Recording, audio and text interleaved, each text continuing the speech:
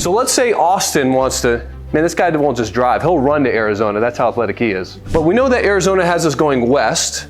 What if we computed, or we put in the GPS to go to Arizona and it had us going to New York? I'm not gonna get there. Now I know this may sound like a silly analogy, but this is unfortunate with what's happening in the healthcare model. Right? We are trying to get to the destination of health and we continue to the destination of sickness and disease. But one of the things that I've seen consistently throughout the patients that have been here, all the testimonials you've seen, is the patients that have participated and the ones that engaged. This is actually my last high school football game. I was rolling out for a pass. I got tackled, like a shoestrings tackle, and then the linebacker came from the other side, hit me in the back of my neck, my head went past my legs, and I felt this shocking shooting sensation go down my spine, right? And I was able to be carted off the field. The next morning is when everything changed. I woke up and I was paralyzed from the waist down. And that started this journey of going through the medical care system, getting back to that road to recovery. But let's talk about the current healthcare system right now. How do we think we're doing as a country? Bad or bad? Bad. Well, let's see what the data shows us. We rank 79th out of 81 developed nations. That means there's 78 other countries that are healthier than us. But what do you guys think? What are some of the top causes of death in this country? What's the number one cause of death? Heart disease, cardiac disease. So the first symptom of heart disease, death because of a heart attack. Who in here wants to wait for that symptom? Nobody saying something?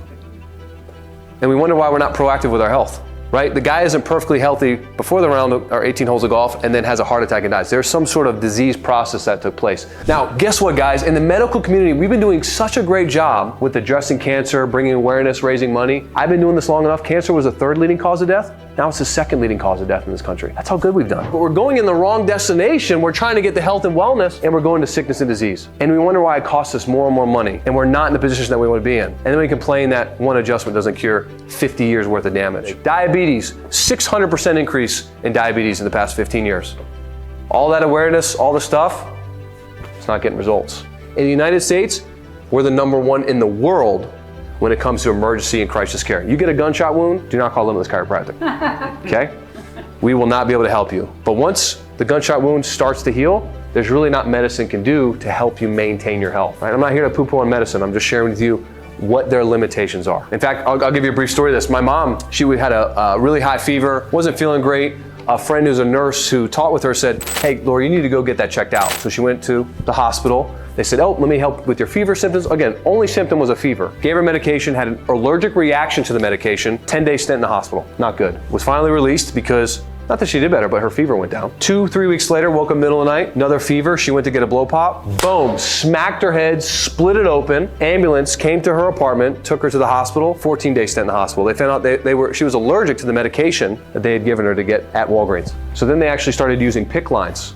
I think the drug was vancomycin or something. So they had her take all that. I watched my mother age 10 years in 3 months. She literally was in a walker, perfectly healthy playing softball, to the walker within 3 months. Had another fever, went to the hospital. They found out she had a staph infection in her bone called osteomyelitis. 21-day hospital stent, had to have rotator cuff surgery, scrape out the infection. Now let me ask you guys, how much do you think the 10, 14-day, and 21-day hospital they spent? How much do you think that cost? $223,000. And we get hesitation of people saying, gosh, it's too much at $450 for the evaluation, or it's too much at $100. It's really hard to resonate with you guys on that. A day spent in the hospital is $2,700 right now. So you gotta recognize, what are you getting? What is the value? How valuable is health? We are obsessed with focusing on what causes sickness and disease. We've got people who are in premature death, not healthy, disability, symptoms and signs, and the whole goal of the treatment program or paradigm is to get us to a neutral point.